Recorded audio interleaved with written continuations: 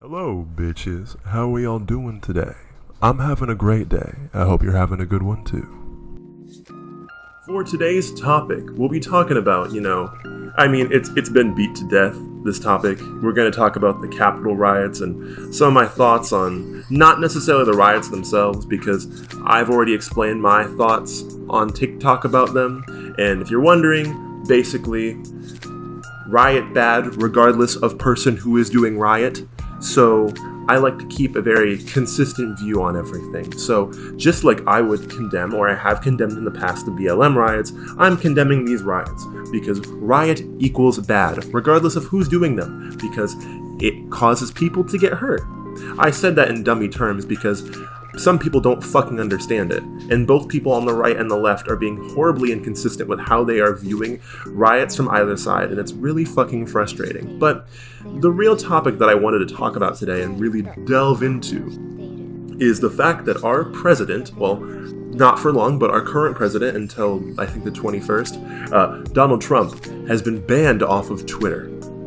Now, I'm not going to sit here and say this is a violation of freedom of speech like a lot of people who are, especially people on the right, are saying, because it's not. It's not a violation of freedom of speech because, Twitter is a private company, so they reserve the right to kick whoever they want off the platform for any reason.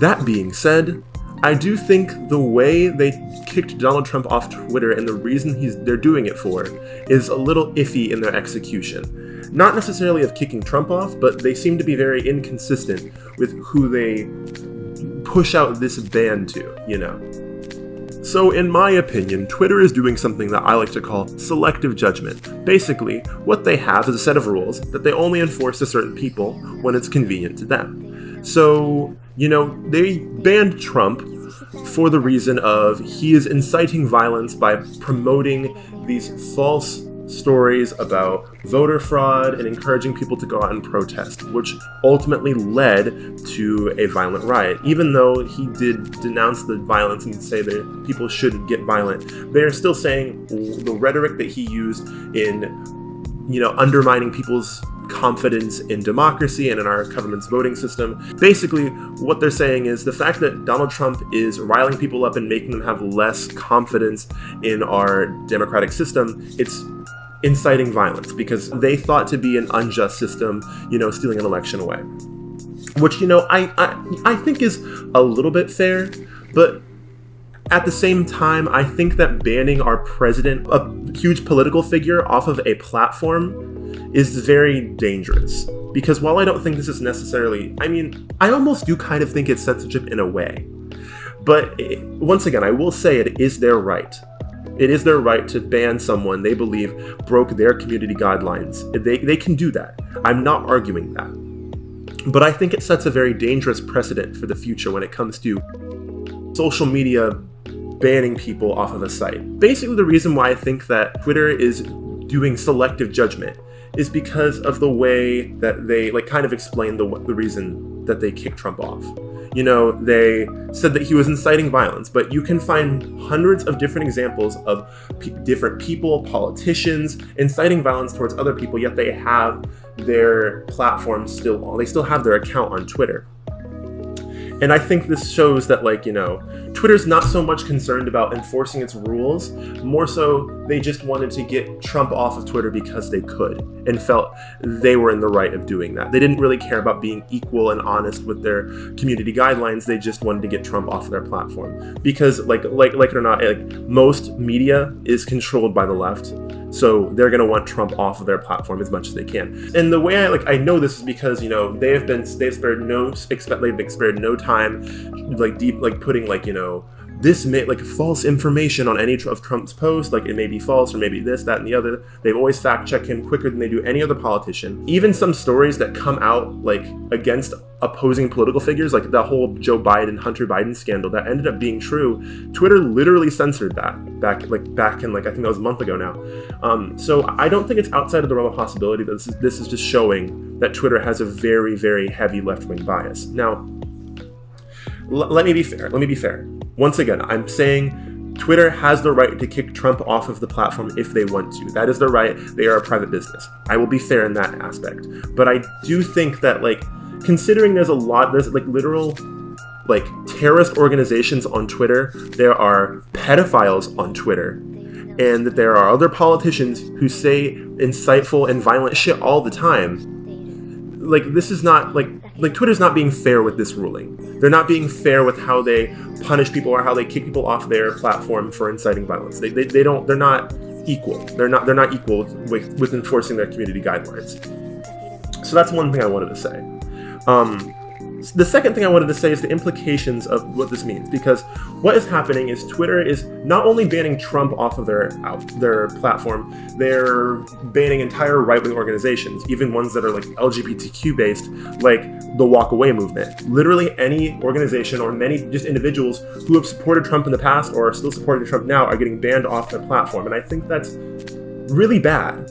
I think it's bad that Twitter is, I think their reasoning, I guess, is somewhat, you can argue, like, oh, because they're associating themselves with Trump and the right wing, they're also pushing these violent ideals, which I think is a load of bullshit. It's a load of bullshit, in my opinion. But, yeah, I understand what they're doing. But I think this is really dangerous, because what's happening is they're splitting the marketplace of ideals, because you're not going to have, because if this keeps going the way it is, a lot of people who are right-wing are just going to leave Twitter, and Twitter's just going to become a left-wing. Like, it's going to be all left-wing when it comes to politics. And you see all these right-wingers going to other websites like Parler.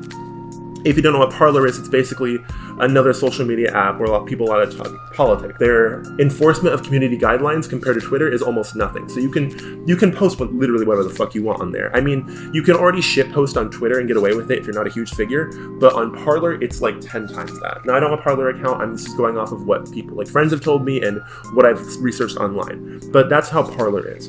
Now, basically, Parler has been used a lot by people who are right-wing, and you're going to get a lot of, and when a lot of right-wingers go, or one of any group goes to one, like, of their own space, you're going to get a lot of radicalism. So what I think is going to happen is you're going to have a bunch of right-wingers have their own website like Parler, and all the left-wingers stay on things like Twitter and a lot of mainstream shit, and they're just going to create echo chambers of people who corroborate what they're saying. And because you're not going to have any right-wingers and left-wingers going at each other, like, arguing and getting good points and bad points from each side.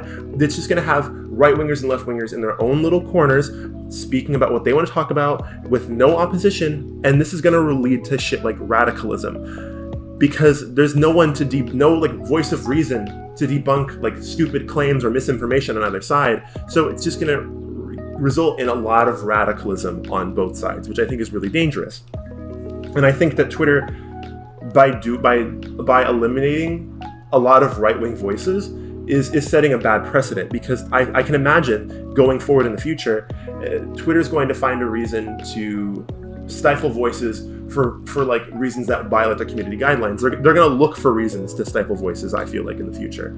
They're going to find reasons why this person saying this is violating this community guideline, because it's not what like the popular political opinion is. I believe that's going to happen. I don't feel like I'm fear-mongering saying that. All of this is okay, I guess, legally. Legally, Twitter can do this, and because they are a private business. But I think that if Twitter's going to go ahead and curate what is allowed on their platform by political party or political affiliation, I think they need to stop calling themselves a platform and call themselves more of like I wouldn't say a blog, but like they are a social media website. But if they're going to go ahead and curate things, then I don't think that it can be called a platform anymore. I don't know. Maybe that's just me. Overall, I just think that people are too easy to accept the fact that Twitter is like literally banning our president.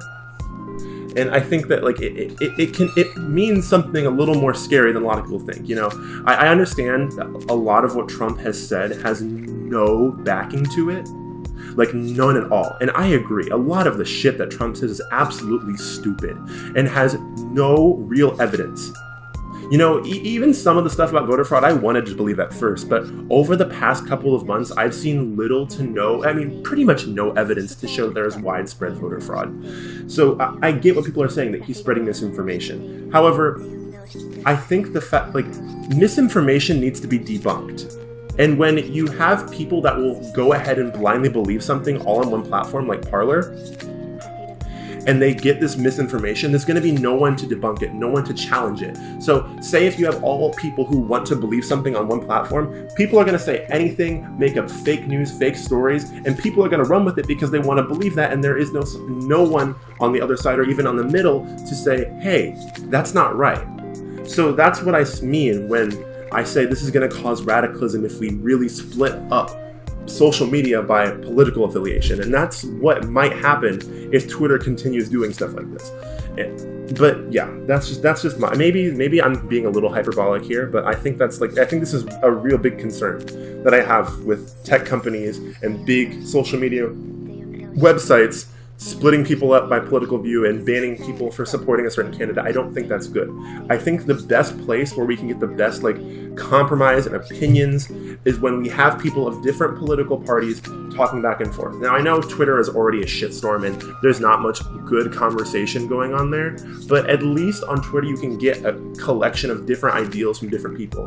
And even that maybe not change your opinion, but you can always have someone that you disagree with available to talk or debate or even learn someone else's point of view.